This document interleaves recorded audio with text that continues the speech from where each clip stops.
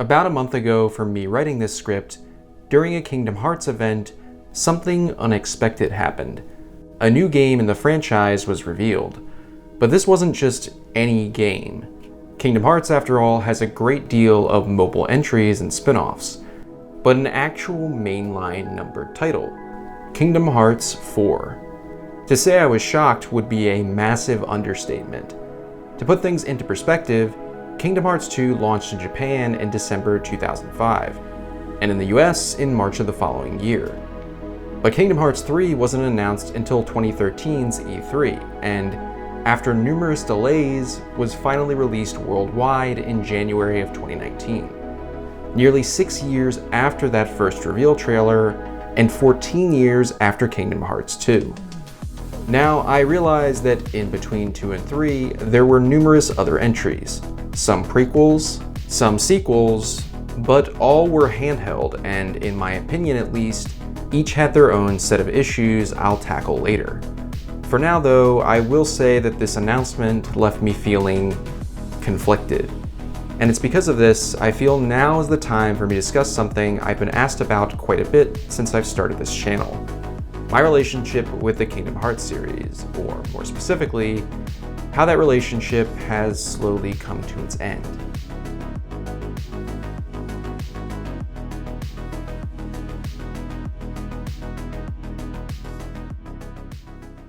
Hi my friends, I'm your bartender Mike, and welcome to the Lion's Lounge. Now before you click off this video just from that intro thinking that it's going to be me bashing Kingdom Hearts, I promise you it's not that at all. Yes, I have many gripes with the series, and I will be going into them in this video.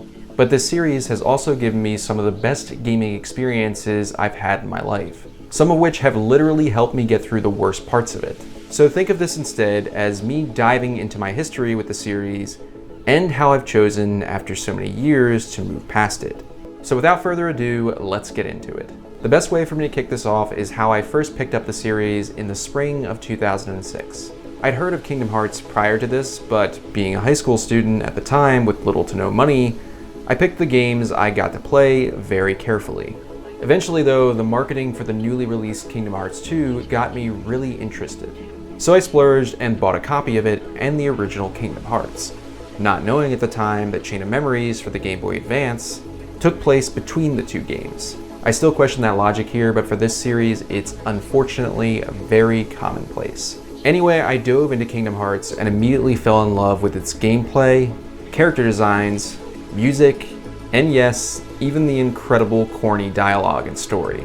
Up to this point, I'd never played a game that felt like Kingdom Hearts, and I sunk dozens of hours into it, working to do nearly everything the game offered. And once I hit the credits, I just sat there in awe, listening to Utada's incredible ending theme that I still play at least once a month to this day. I've replayed the original Kingdom Hearts multiple times on multiple consoles at this point.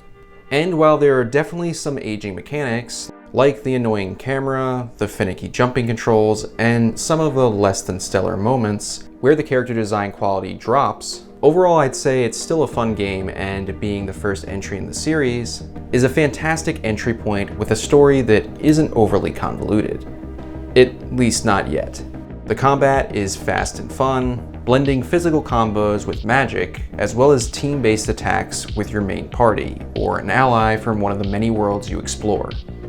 And I think that's what really helped draw me in. The sheer variety of worlds and just how distinct each one feels. The developers clearly put a lot of time and effort into giving these classic stories life and allowing you to fully explore them. I especially love Halloween Town from The Nightmare Before Christmas, the Olympus Coliseum from Hercules, and Hollow Bastion, an original world to Kingdom Hearts. Each has their own enemies, bosses, and in some cases, even costumes for the characters to wear to blend in. And completing each world doesn't just feel like crossing them off a checklist to go to the next one. Each serves their purpose in progressing the greater narrative, which leads me into discussing our main cast for this series, Sora, Donald, and Goofy.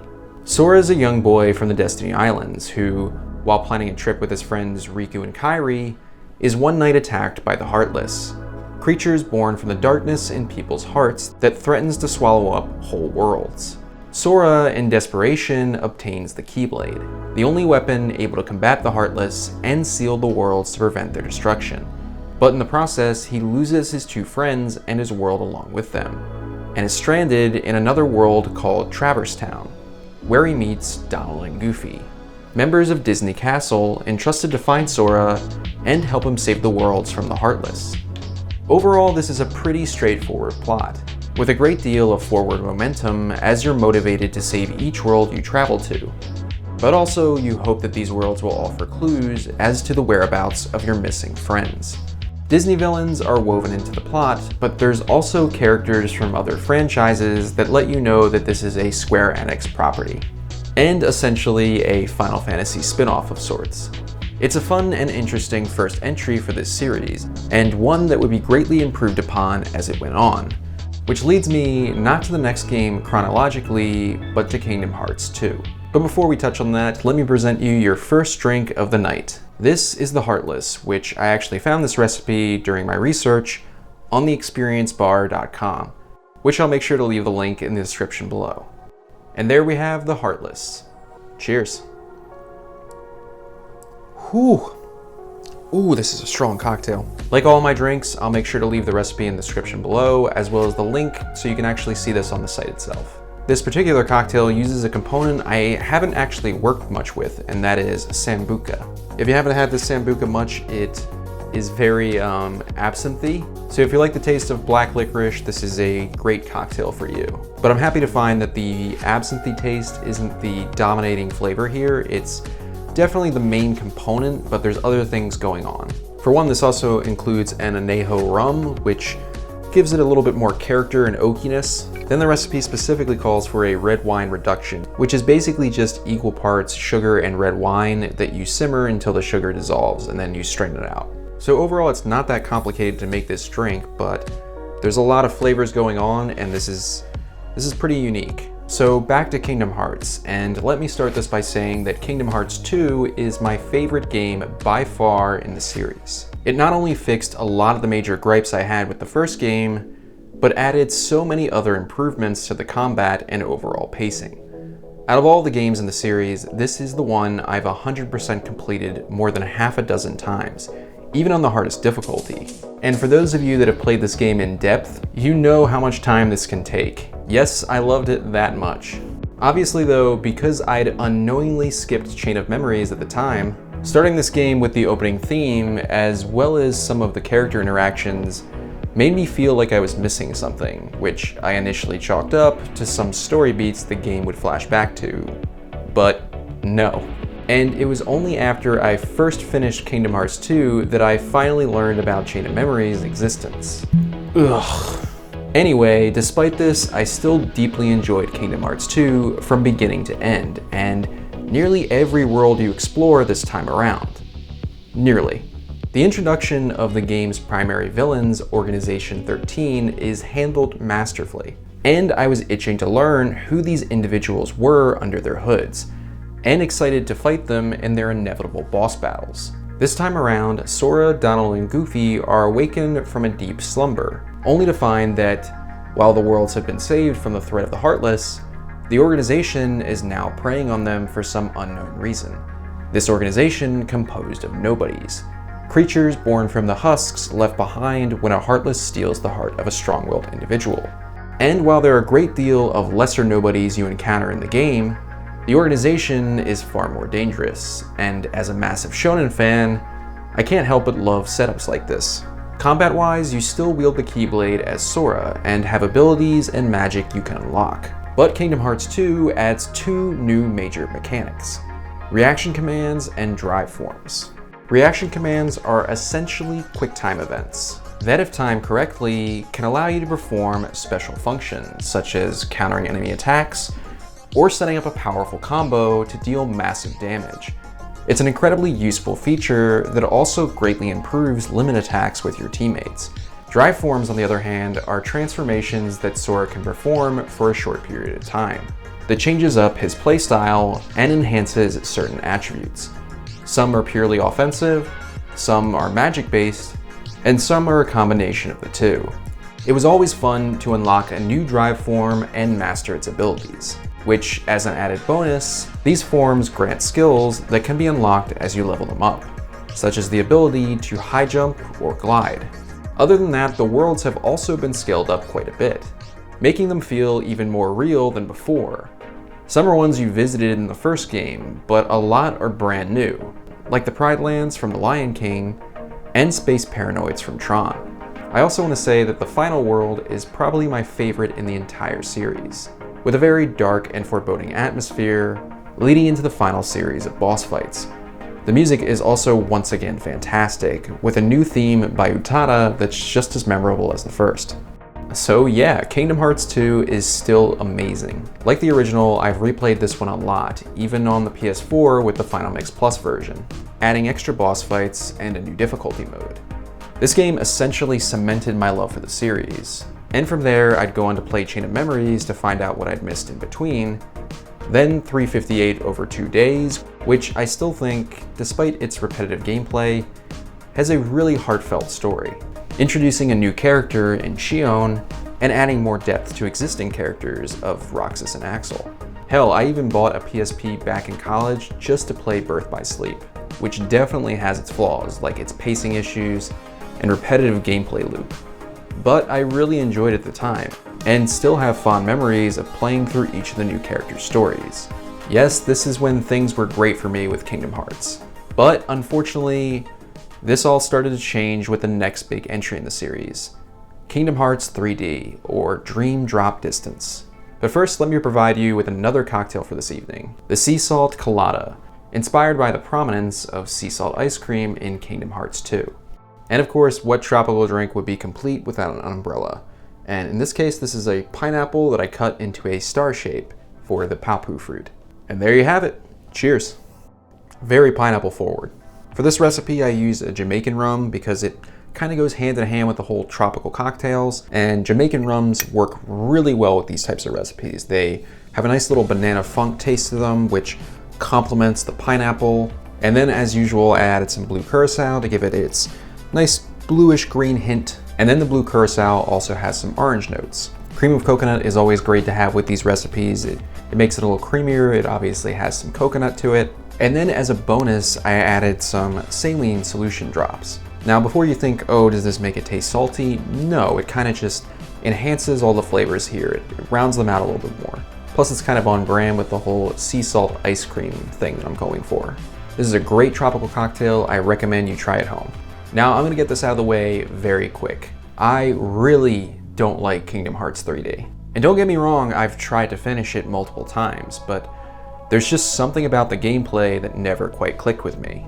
3D changed up the overall playstyle in 3 major ways. The first was via its movement called flow motion, in which you can bounce off of walls and zip around the map, allowing you to perform maneuvers and special attacks, which sounds great.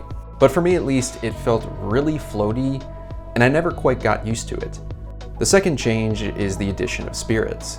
These are essentially Pokemon-like creatures you can collect throughout the game to fight alongside you. This part I didn't mind so much, but it's also not really what I'm looking for in this type of game, but okay. The main gripe I have with 3D though is around the drop system. In this game, you swap between Sora and Riku, and while you can do this at your own discretion for each world, this most commonly will happen without you wanting it to. See, as you play as one of the characters, a meter will slowly deplete, and once it's empty, you're forced to swap to the other character's story. And this will happen at any time. And I mean any time. You could be in the middle of a boss fight, and if your meter hits 0, too bad.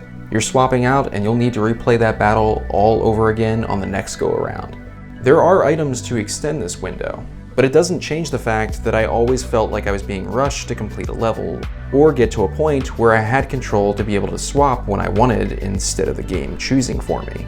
And this isn't even touching on the overall plot of the game, which I don't want to spoil here in case you choose to pick it up, but needless to say, it goes to a territory I'm typically a huge fan of, but if handled poorly, it really bums me out, and honestly, this is the latter. So after essentially failing to complete 3D and knowing where the story was going to go from here, I can't deny I felt a little apprehensive when Kingdom Hearts 3 was announced. But despite this, I knew I needed to give the game a try, as this would be the culmination of every title leading up to it. And as a fan of the series, I owed it to myself to experience it. Years later, when it finally drops in 2019, how do I feel? Not great. Okay, I will say that I enjoyed the combat in 3 far more than 3D. It has some quality of life improvements, like some of the abilities you get at the beginning instead of having to unlock everything all over again, and it definitely looks great. And I can't deny that the last few hours of the game felt touching and impactful, as you're battling your way towards the end. But this is honestly all the positive feedback I can give for 3. Starting with the combat, it is better in my opinion than 3D, but it just feels way too easy.